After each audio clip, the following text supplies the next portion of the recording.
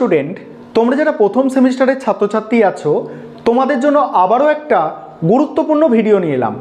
আজকের ভিডিওটায় যে বিষয়গুলো নিয়ে আলোচনা করব তোমরা একটু বোর্ডে দেখে নাও।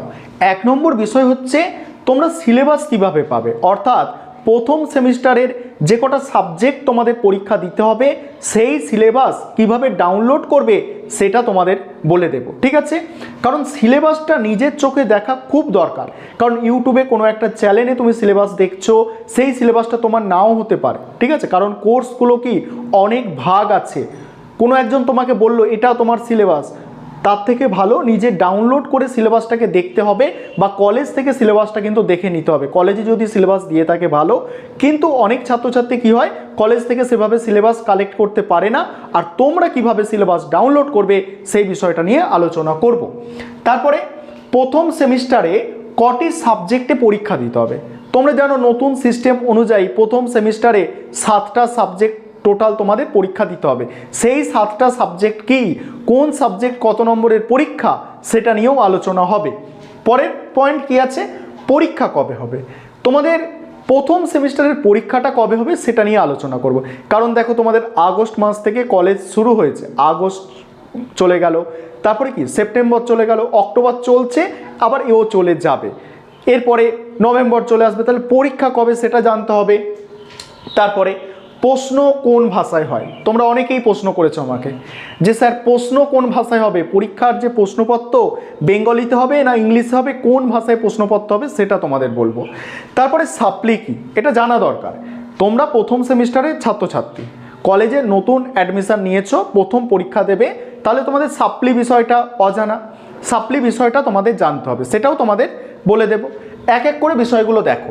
এই যে সিলেবাসের ব্যাপারটা আছে, সিলেবাসটা আমি শেষে তোমাদের স্ক্রিন রেকর্ডের মাধ্যমে দেখিয়ে দেবো কীভাবে তোমরা সিলেবাসটাকে ডাউনলোড করতে পারবে নিজেদের মোবাইল ফোন থেকে, সেটা তোমাদের আমি স্ক্রিন রেকর্ডের মাধ্যমে বলে দেবো, ঠিক আছে? আরেকটা বিষয় বলি যে তোমাদের অনেকের অভিযোগ থাকে যে স্যার আপনি শুধু ক্যালকাটা ইউনিভার্সিটির আন্ডারে ভিডিও তৈরি করছেন, অন্যান্য ইউনিভার্সিটির আন্ডারে কেন করছেন না? দেখো এই বিষয়টার উত্তরটা আমি তোমাদের দিয়ে দিচ্ছি এখনই। দেখো একজন টিচারের পক্ষে পশ্চিমবঙ্গে অনেক ইউনিভার্সিটি আছে, এতগুলো ইউনিভার্সিটির সিলেবাস দেখা বা এতগুলো ইউনিভার্সিটির প্রশ্নপত্র স্টাডি করা সম্ভব নয়। সেই কারণে তোমাদের বলবো, তোমরা যারা অন্যান্য ইউনিভার্সিটির স্টুডেন্ট আছো, তোমরা চ্যানেলটা যেমন ফলো করছো চ্যানেলটা ফলো করো। তোমরা এখান থেকে কিভাবে উপকৃত হতে পারবে, তোমাদের যে প্রশ্ন, তোমরা ধরো একটা প্রশ্ন যে মুঘল সাম্রাজ্যের উত্থান, হরপ্পা সাম্রাজ্যের মানে হরপ্পা সভ্যতার পতনের কারণ, এই যে প্রশ্ন এগুলো তো তুমি যে ইউনিভার্সিটিতেই পড়ো, ইতিহাসের প্রশ্ন, রাষ্ট্রবিজ্ঞানের প্রশ্ন, শিক্ষাবিজ্ঞানের প্রশ্ন, এই সব সাবজেক্টের প্রশ্ন তুমি যে ইউনিভার্সিটিতেই পড়ো তোমার প্রশ্ন কিন্তু সেম হয়ে থাকে। তাহলে যে অ্যান্সারগুলো তুমি পাচ্ছ সেগুলো তুমি খাতায় নোট করলে, সেগুলো পরীক্ষায় লিখলে আশা করি ভালো নম্বর পাবে। এবারে বিষয়গুলো বোঝো, এটা তোমাদের কি বললাম শেষে বলবো।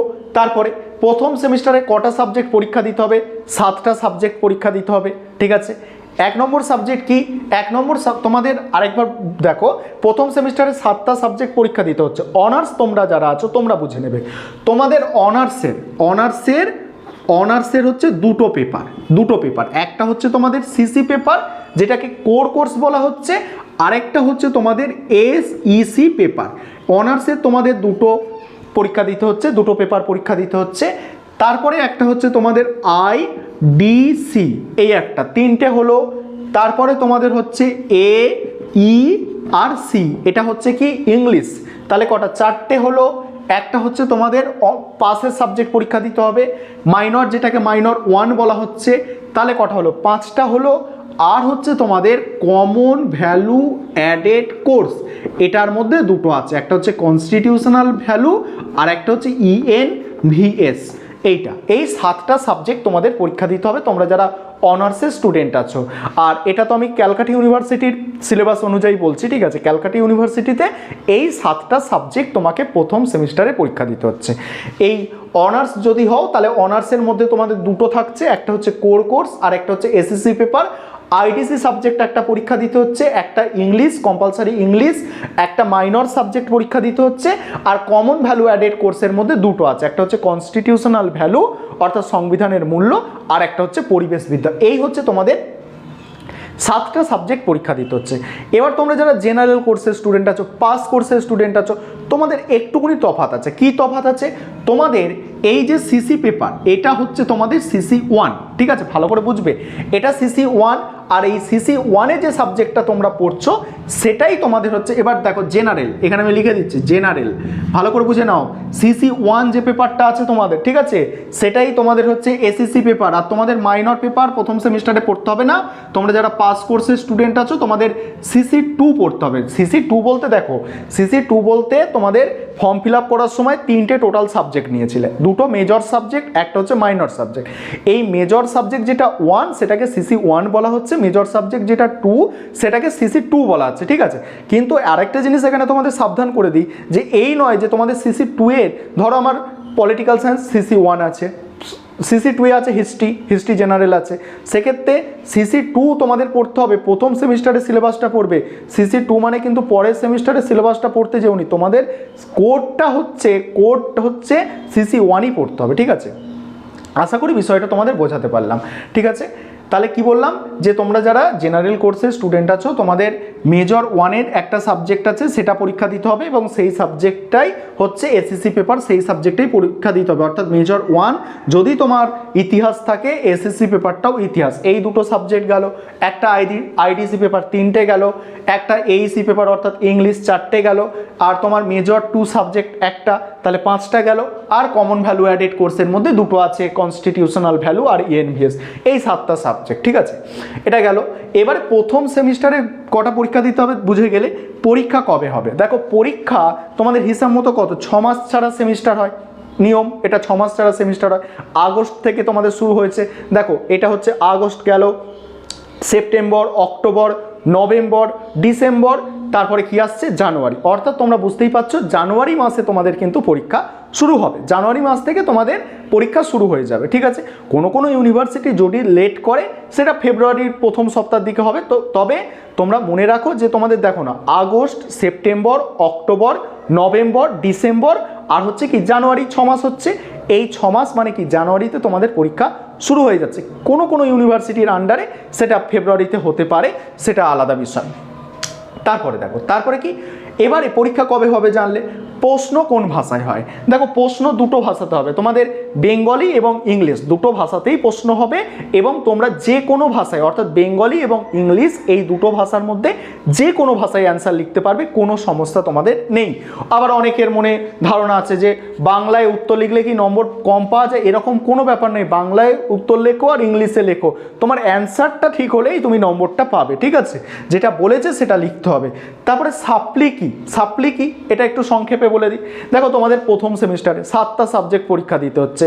তোমার যদি এখানে 5 নম্বর হচ্ছে 30% 5 নম্বর। আরেকটা বিষয় এখানে বলি যে ক্যালকাটা ইউনিভার্সিটি কিন্তু একটা নোটিশ জারি করেছিল কিছুদিন আগে, সেখানে বলা হয়েছিল 40% 5 নম্বর। তবে এটা এখনও কোনো কলেজে বলা হয়নি বা কোনো কলেজে সেটা সেভাবে ডিক্লেয়ার করা হয়নি।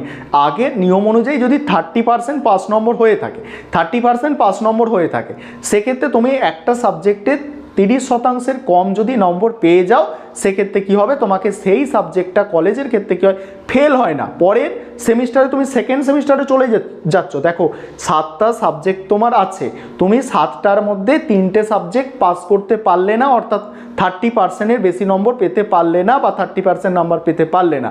তবে কলেজের ক্ষেত্রে এটা ফেল বলে কিছু হয় না, তুমি পরের সেমিস্টারে চলে যাবে। তবে আবার তোমাকে পরের সেমিস্টারে এই 3টে সাবজেক্ট যে ফেল আছে, সেই 3টে সাবজেক্ট তোমাকে কিন্তু পরীক্ষা দিতে হবে, ঠিক আছে।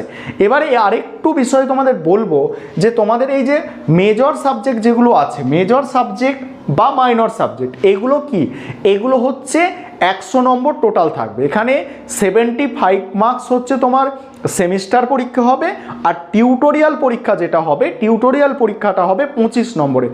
মেজর এবং মাইনর সাবজেক্ট 75 নম্বরের লিখিত পরীক্ষা এবং 25 নম্বরের তোমাদের প্রজেক্ট বা টিউটোরিয়াল, বুঝতে পারলে। আর আইডিসি পেপার যেটা আছে, আইডিসি পেপার হচ্ছে 50 নম্বরের লিখিত পরীক্ষা হবে। আর এই আইডিসি পেপারটার প্রশ্ন প্যাটার্ন কেমন হবে সেটা কিন্তু এখনো বলা হয়নি, বিভিন্ন সাবজেক্টের ক্ষেত্রে বলা হয়নি। 2-একটা সাবজেক্ট বাংলার ক্ষেত্রে বলা হলেও অন্যান্য সাবজেক্টের ক্ষেত্রে কিন্তু বলা হয়নি। এবারে এইসি ইংলিশেও 50 নম্বরের পরীক্ষা হবে, তবে এটার অফিসিয়ালি এখনো প্রশ্ন প্যাটার্ন কিন্তু দেওয়া হয়নি। আগের এই যে তোমরা ইংলিশটা পড়ছো, এই ইংলিশের আগের যে সিলেবাস, আগের মানে পুরনো সিলেবাস অনুযায়ী তখন কিন্তু এমসিকিউ হতো, সেটা ধরেই এমসিকিউ পড়াচ্ছে বিভিন্ন কলেজ, ঠিক আছে। এবারে হচ্ছে কমন ভ্যালু অ্যাডেড কোর্সের মধ্যে দুটো সাবজেক্ট আছে। একটা হচ্ছে তোমার এই কনস্টিটিউশনাল ভ্যালু অর্থাৎ সংবিধানের মূল্য, এই যে সাবজেক্টটা আছে, এই সাবজেক্টটা তোমাদের 50 নম্বরের পরীক্ষা হবে, লিখিত পরীক্ষা 50 নম্বরের হবে এবং কোয়েশ্চেন প্যাটার্ন ইউনিভার্সিটির পক্ষ থেকে বলা হয়েছে যে 25 নম্বরের দুটো বড় প্রশ্ন থাকবে, ঠিক আছে। এবার ইএনভিএস যে সাবজেক্ট আছে অর্থাৎ পরিবেশবিদ্যার সাবজেক্টের এখনো অফিসিয়ালি কোনো কোয়েশ্চেন প্যাটার্ন ডিক্লেয়ার করা হয়নি। এটা এখন অনুমানের ওপর ভিত্তি করে পড়ানো হচ্ছে।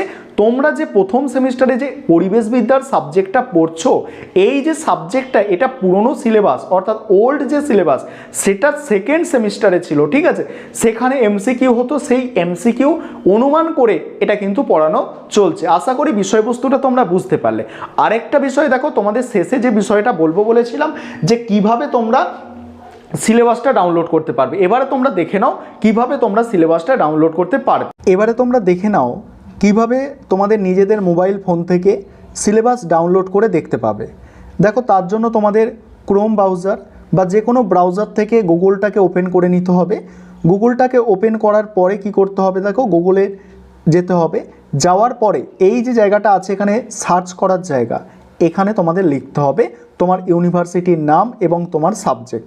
আমি প্রথমে তোমরা যারা ক্যালকাটা ইউনিভার্সিটি আছো তোমাদের আমি দেখাচ্ছি, তারপরে অন্যান্য ইউনিভার্সিটি যেমন কল্যাণী ইউনিভার্সিটি কিভাবে ডাউনলোড করতে হবে সিলেবাস, বা আদার্স তোমরা যারা আছো কিভাবে ডাউনলোড করতে হবে সেটা তোমরা শিখে নিতে পারবে।